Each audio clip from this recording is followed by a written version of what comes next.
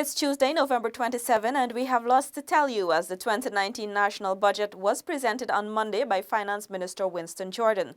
In our first report, Stacey Carmichael tells us that more than $30 billion have been budgeted for public infrastructure, with several major projects planned for 2019. Finance Minister Winston Jordan yesterday during the presentation of Budget 2019 announced that the government intends to spend $38.5 billion in 2019 to facilitate major infrastructural works. It is our roads, bridges, ports, stellings, airports and aerodromes that will be assessed and expanded to catalyze the transformation that is no longer an illusion but a reality brimming with hope. Of the amount budgeted, 71.9% will be spent on upgrading or adding to the capital stock, while the remainder will go towards maintenance and repairs. This sizable allocation will result in improved movement of people and goods, both nationally and internationally, enhance resilience of coastal and riverine communities, and improve efficiency in services delivered to the citizenry of Guyana. In addition, the Minister of Finance said the administration is in discussion with the Brazilian government on the development of the road from Ubura to Lethem, which will create ease of access to Brazil, improve local community welfare, and promote the economic advancement of Lethem and other such communities. When completed, this superhighway from Linden to Lethem will open the vast Rupununi and intermediate savannas of Guyana, stimulate business activities, create ecotourism opportunities for hinterland communities contiguous to the corridor, facilitate easy road access for foresters and miners, and open a new and dynamic trade and commercial link with northern Brazil.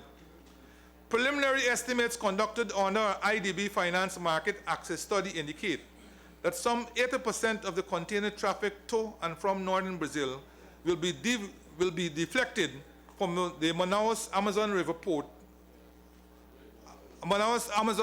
route to Port Georgetown, with connections to North America, Europe, and wider field.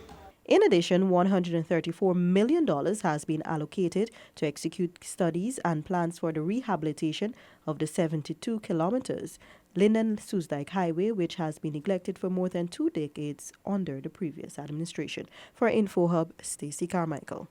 Still on the budget, the agriculture, fishing and forestry sectors are expected to grow by 3.9% in 2019.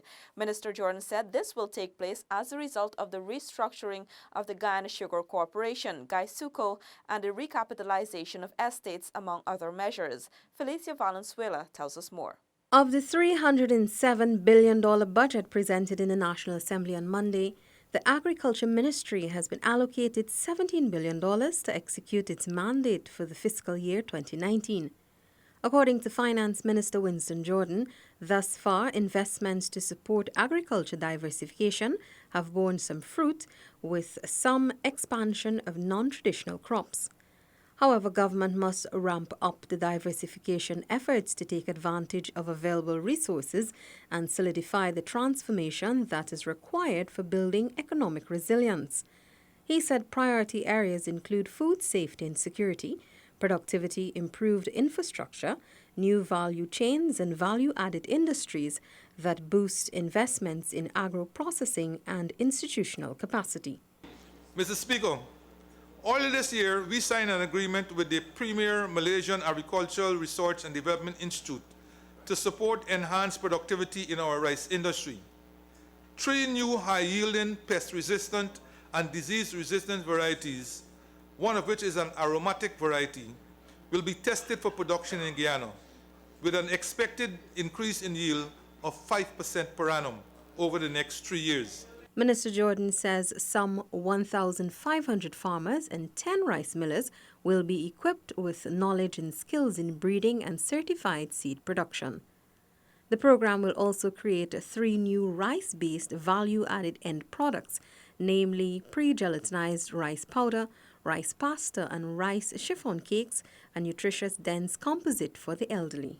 The restructuring of Guysuco and the recapitalization of estates will see production increasing progressively over the next few years. Specifically, in 2019, output is expected to increase by 15.6%, Rice will continue to grow steadily, increasing by 2.7% in 2019, as farmers continue to realize productivity gains due to better practices and improved varieties. Reporting for InfoHub, Felicia Valenzuela. Alexis Rodney now reports that members of the disability community have commended the government for the special interest it has placed in their lives in the 2019 budget. They say the administration is much more sensitive to persons living with disabilities. For the first time in Guyana, persons living with disabilities will be able to purchase their own vehicles, free of excise duty and value-added tax. They will also be granted a tax rebate on mobile phones with accessibility features, allowing visually and hearing-impaired persons to afford a smartphone. Minister of Finance Winston Jordan made the announcement on Monday during the presentation of the 2019 national budget.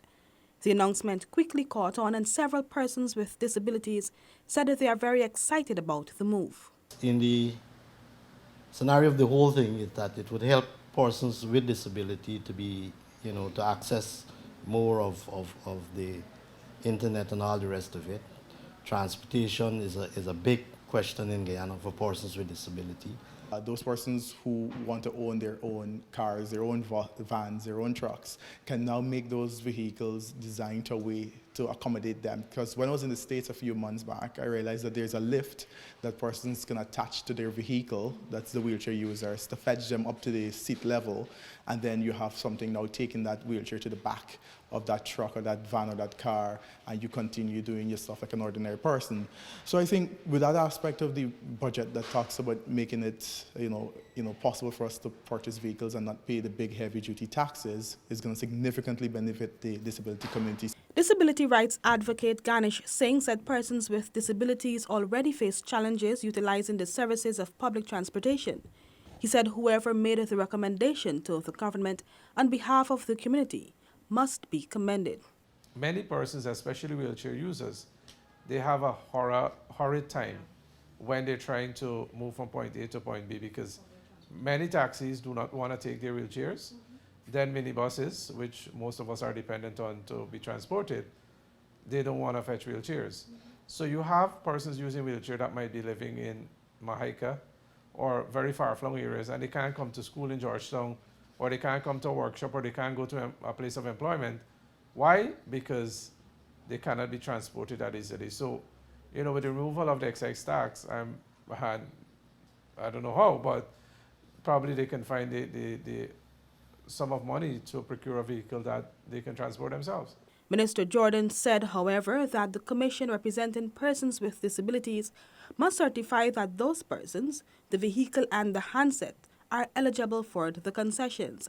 He said the two initiatives solidify government's commitment to equity and inclusion for all citizens through the use of information and communication technology. Reporting for InfoHub, Alexis Rodney. Drivers say the move to amend the Motor Vehicle and Road Traffic Act to increase the duration of a driver's license from 3 years to 5 years is a good one by the coalition government. Isaiah Braffett has that report. I think this is very good. This is very good. Increase it from 3 to 5 is very good. Not every 3 years you got to run now. Every 5 years you could go and get your license, right? I really like that. It's a very good thing the government doing. That was Leroy Johnson, a bus driver who travels with 42 Georgetown to Mary daily. Increasing the duration for renewal of a driver's license from 3 years to 5 years was one of the measures announced by Minister of Finance Winston Jordan when he presented the 2019 national budget. Like Johnson, other drivers approve of the move. I feel renewing your license every 5 years is a good thing. A good thing to the Guyanese society, the drivers in particular. You don't have to run every 3 years. 5 years is a good time span for you to renew your license. I fully agree with it. Well, that's very good. At least it's a short time that you can go for fatigue yourself.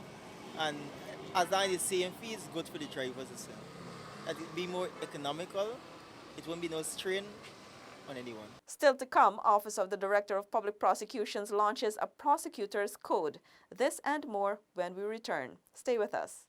Being diagnosed with HIV can be difficult, but there is hope. Treatment is free and available at HIV care and treatment sites.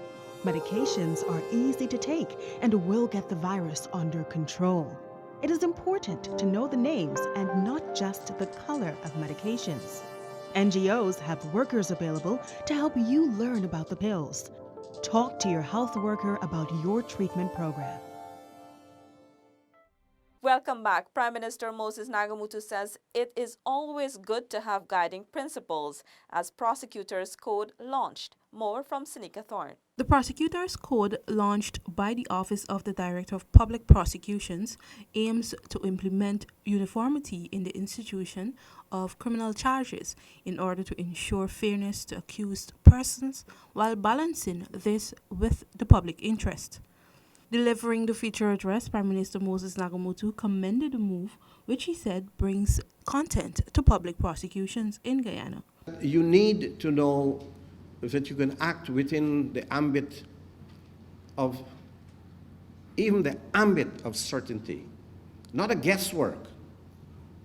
Madam Chancellor referred to vexatious and malicious prosecution. The last thing you would want to have in your justice system are the arbitrariness that could be associated with prosecution, that you could be influenced one way or the other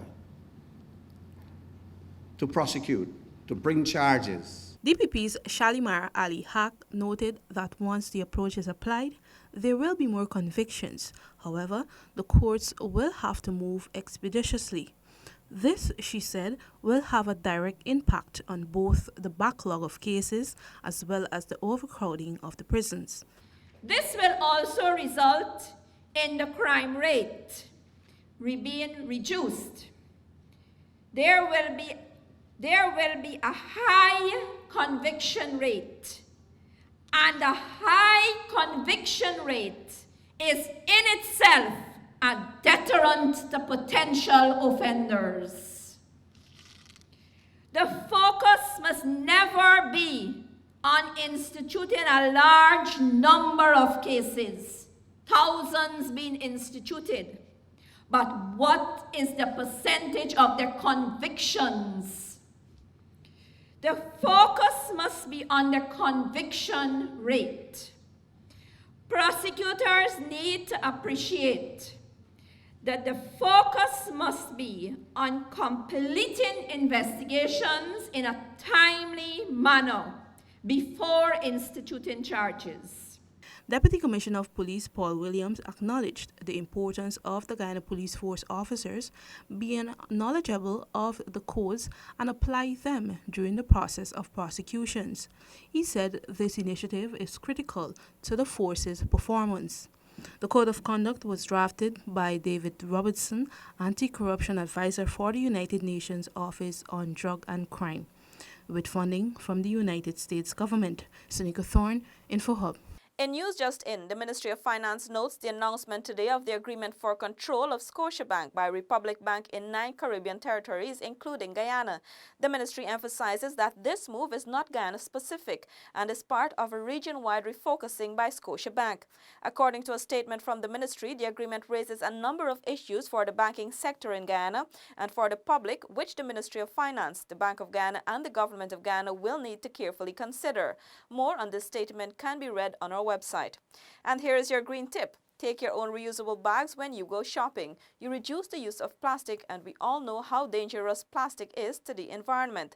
Shop smart. Switch to reusable bags. That's all for this evening. Connect with us on WhatsApp and social media and follow our website at dpi.gov.gy. Your bridge and weather reports are up next. Goodbye.